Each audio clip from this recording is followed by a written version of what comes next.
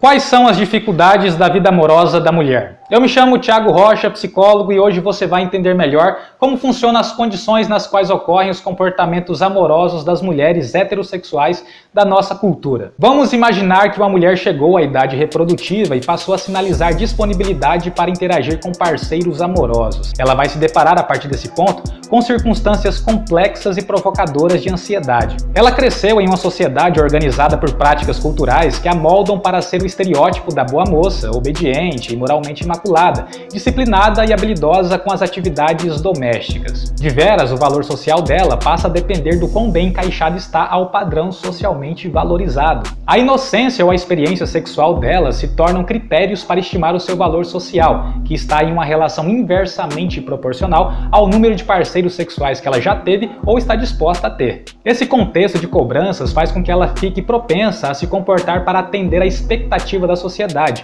de modo a evitar as críticas que reduziriam seu valor social. Parte do seu repertório nesse contexto é mantido por reforço negativo, que é o processo em que comportamentos são fortalecidos ou mantidos pela retirada, prevenção ou redução de uma condição aversiva, desfavorável ou desagradável. O seu valor social também foi vinculado às proporções do seu corpo, a ponto de propagandas emparelharem corpos femininos com bebidas, por exemplo. Assim, a bebida adquire função reforçadora por ter sido associada ao corpo feminino, e o efeito colateral disso é que as mulheres jovens podem acabar sendo tratadas como cervejas e não como pessoas.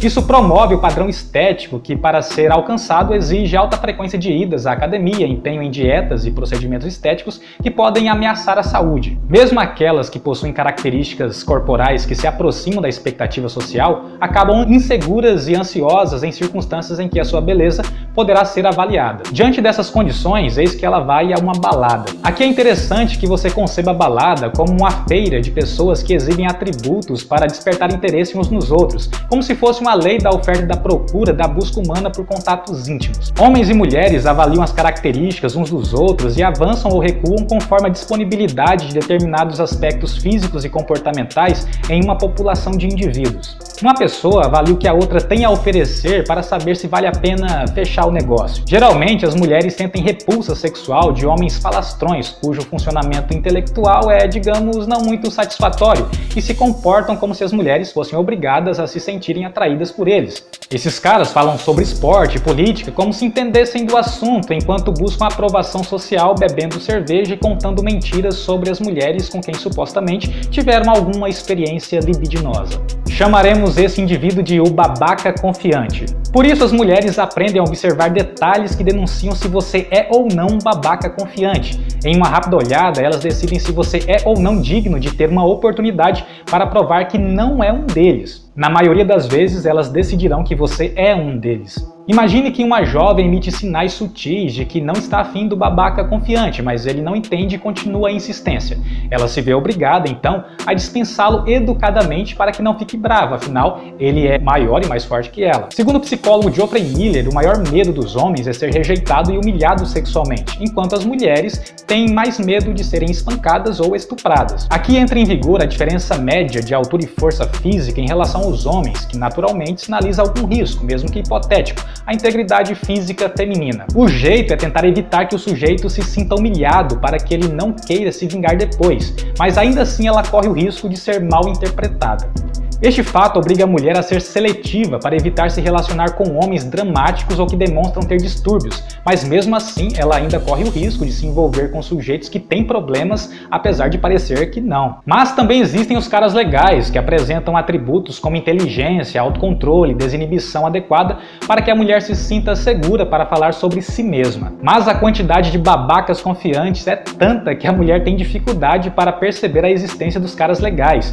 Isso inclusive faz com que os babacas confiantes consigam mais relacionamentos de curto prazo, enquanto os caras legais conseguem menos relacionamentos, porém são relacionamentos que duram mais tempo. Em outras palavras, por serem muito exibidos e insistentes, os babacas confiantes costumam ter mais sucesso em passar a sua carga genética para a próxima geração. Sabendo disso, agora imagine que nesse mercado de relacionamentos há muita oferta de babacas confiantes, portanto, a procura por eles será menor. Isso os leva a competir para chamar a atenção das mulheres consideradas consideradas atraentes. Eles chamam a atenção usando músculos, carros, motos e também se vangloriando. Por outro lado, imagine que há pouca disponibilidade de mulheres consideradas atraentes, o que faz com que sejam muito procuradas e dá a elas a oportunidade para selecionar o homem com um perfil mais próximo do cara legal. Mas é claro que ela pode ser enganada por um babaca confiante que finge que é um cara legal.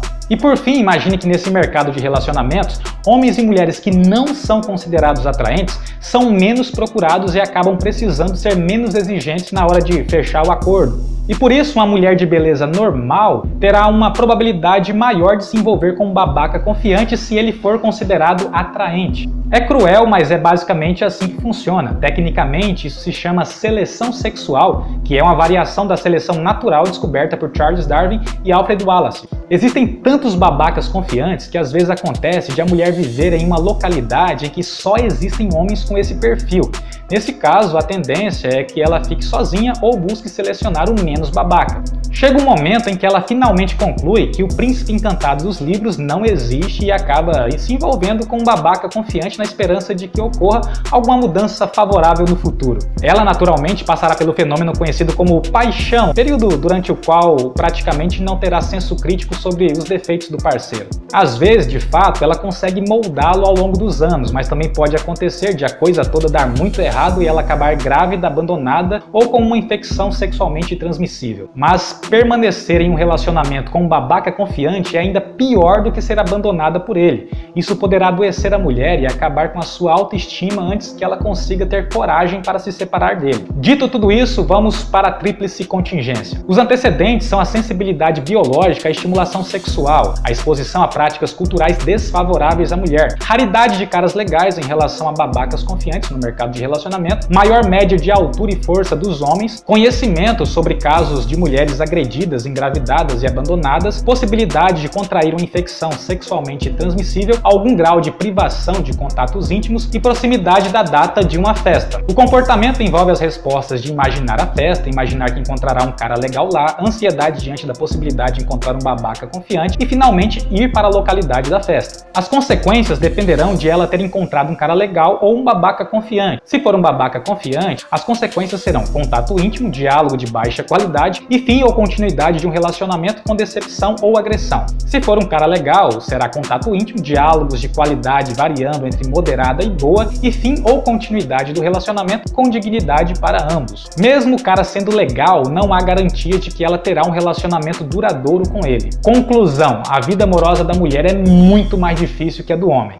Para que o conteúdo desse vídeo ficasse acessível, eu precisei simplificar bastante o assunto. Por isso, se ficou com dúvida, não deixe de perguntar. E essa foi mais uma edição do Ciência do Comportamento. Se gostou, deixa um like, se inscreva e compartilhe para aquela sua amiga entender a lei da oferta e da procura na disponibilidade de caras legais em comparação com os babacas confiantes. Quero ver a sua opinião nos comentários. Obrigado pela sua visualização e até o próximo vídeo.